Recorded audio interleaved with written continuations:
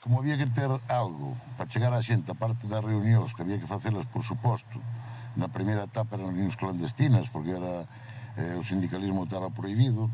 pois Fouce foi unha revista que imprimía o sindicato na clandestinidade, era un pouco para espallar a idea por toda Galicia. En 1974, cando aparece o Fouce, e o Fouce, claro, ten un significado xa que hai algo detrás. E o Fouce foi fundamental, además, para avanzar, porque os periódicos non teñen moita importancia, porque xa indica para a xente, dice, detrás desto hai algo xa serio e algo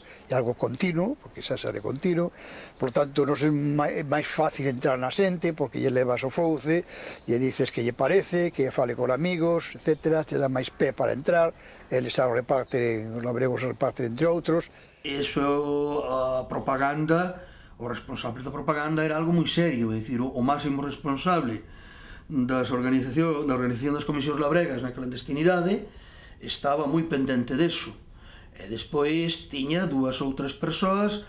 e estaba o sitio onde estaba a multicopista, onde se recibía a información, e a veces non se sabía nin quen a traía. Chegaba a un sitio, entregábase cun sobre, e ali se falaba pois de que o cacique lle roubara tal monte, como era o caso que hai nun Fouce, no monte de Ribas Pequenas, en Bóveda, ou de que en tal sitio lle embargaban unha vaca a unha señora por non poder pagar a Seguridade Social, non? Un órgano de comunicación pois é importantísimo, e sobre todo se ese órgano de comunicación está en sintonía, porque claro, sirve de moi pouco un órgano de comunicación donde os mesmos falan aos mesmos, donde se ten a menos estar ca xente, pisar as explotacións, pisar o terreo, pisar o monte, saber o que hai.